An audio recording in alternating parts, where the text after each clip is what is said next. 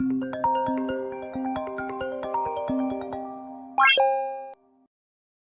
জানি না তোমরা এটাকে কি বলো, আমরা এখানে কামরাঙা বলি।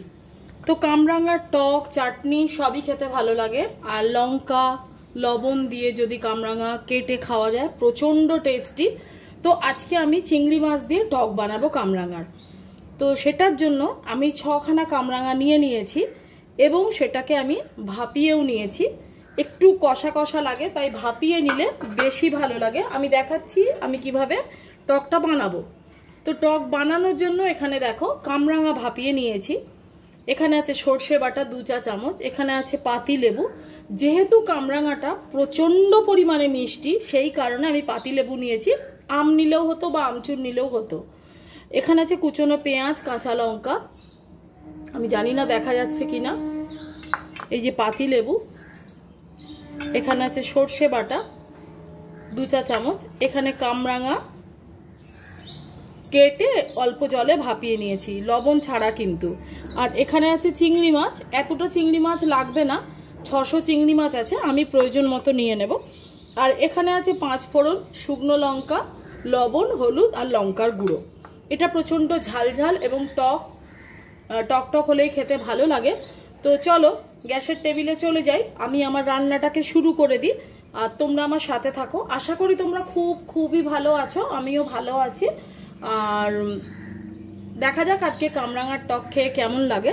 আর তোমরাও এইভাবে বানাবে, আমি যেভাবে বানাচ্ছি দেখবে প্রচণ্ড ভালো লাগবে।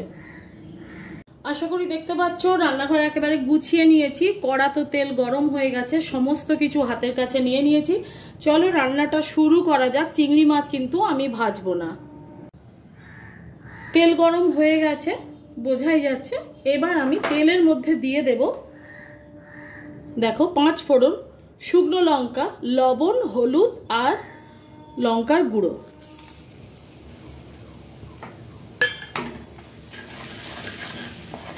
আসলে কালারটা খুব ভালো আসে। আর এটার মধ্যে চিনি বা সুইটেক্স কিচ্ছু দরকার নেই, তার একটাই কারণ কামরাঙাটা প্রচণ্ড মিষ্টি। এবার আমি দেব কুচনো পেঁয়াজ, কাঁচা লঙ্কা।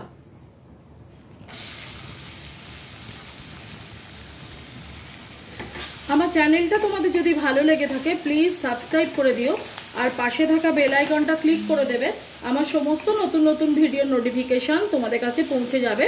তোমরা লাইক, কমেন্ট আর শেয়ার করবে। একটা video please please please share করে দাও, খুব ভালো হয়।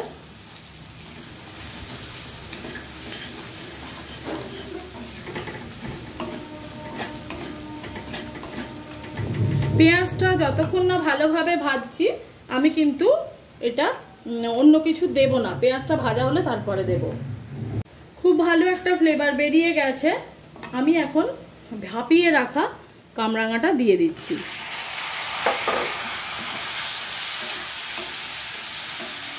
মানে পেঁয়াজটা খুব সুন্দর ভাজা হয়ে গেছে।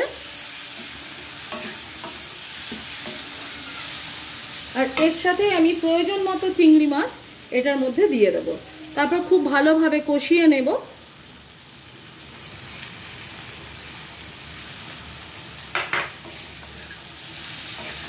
তোমাদের যতটুকু প্রয়োজন হবে তোমরা চিংড়ি মাছ নিয়ে নেবে, কোনো ব্যাপার না।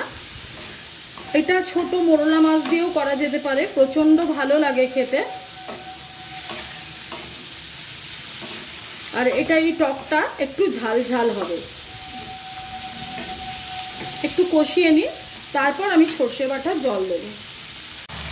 কষানোটা খুব সুন্দর হচ্ছে, খুব ভালো গন্ধটা বেরিয়েছে। আর চিংড়ি মাছ তোমরা আগের থেকে ভেজে নিতে পারো, আমি ভাজবার প্রয়োজন মনে করলাম না, কারণ চিংড়ি মাছ শক্ত হয়ে যায়, সেটা খেয়াল রাখতে হয়। এবার আমি সর্ষে বাটাটাকে জলে গুলে নেব, একটাই কারণ এটাকে যাতে আমি ছেঁকে দিতে পারি।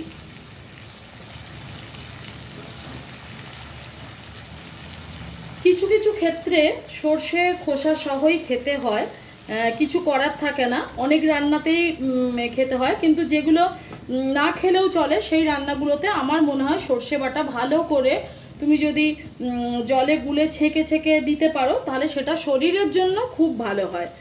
এই যে আমি জলে গুলে নিয়েছি, এবারে আমি এটার মধ্যে দিয়ে দেব।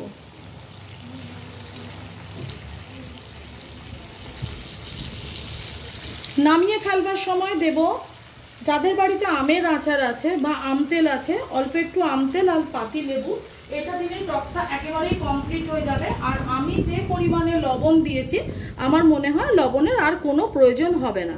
তো সর্ষে বাটা দিয়ে আমি লিডটা দিয়ে দেবো, একবার ফুটে গেলেই কিন্তু টকটা হয়ে যাবে। এটা টক হচ্ছে তো সেই কারণে আমি ঝোলের পরিমাণটা বেশি দিচ্ছি।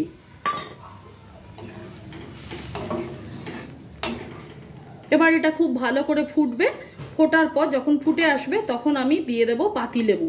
আসলে গ্যাসটা বন্ধ করেই পাতিলেবু দেওয়া উচিত। আর দেব ফ্লেভারের জন্য আমতেলের তেল বা আচারের তেল, খুব ভালো লাগে খেতে।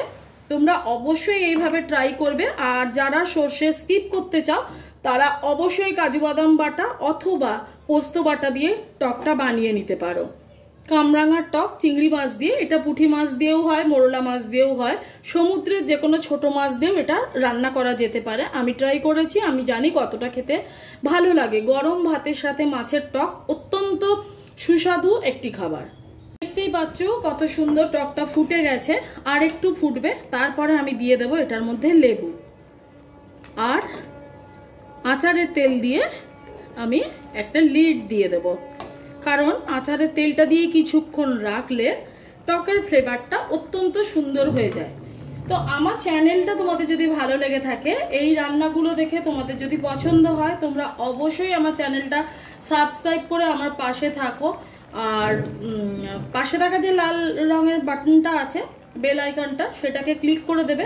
তো আমি যখনই এই সাধারণ সাধারণ রান্নাগুলো দেব তোমাদের কাছে পৌঁছে যাবে। তোমরা লাইক, কমেন্ট আর শেয়ার করবে, ব্যাস তাহলেই চলবে। আমিও করব, তোমাদের ভিডিও আমি সবারই দেখি, কমেন্ট করি।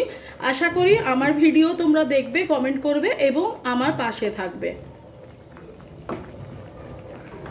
এবারে আমি গ্যাসটাকে বন্ধ করে দিচ্ছি। গ্যাসটাকে বন্ধ করে আমি প্রয়োজন মতো লেবু দিচ্ছি। কামরাঙাটা যদি টক হতো তো আমি কিন্তু লেবু এটার মধ্যে দিতাম না। আর লেবু যখনই রান্নাতে দেবে সবসময় গ্যাস বন্ধ করে লেবুটা দেওয়ার চেষ্টা করবে। হয়ে গেল আজকে কামরাঙার টক। খুব ভালো থেকো, পরিবেশন করা অবধি সাথে থেকো, আর নতুন ভিডিও আসা অবধি আমার সাথে থাকো। Tata, bye bye. টক তো একেবারেই হয়ে গেছে। আমি প্রয়োজন মতো আচারের তেল এটার মধ্যে দিয়ে দিচ্ছি। আচারের তেল দিতে পারো, আম তেল দিতে পারো, কোনো ব্যাপার না, যেটা দেবে সেটাই ভালো লাগবে, অসম্ভব ভালো লাগবে। চলো তাহলে তোমাদের পরিবেশন করে আমি এবার দেখাই।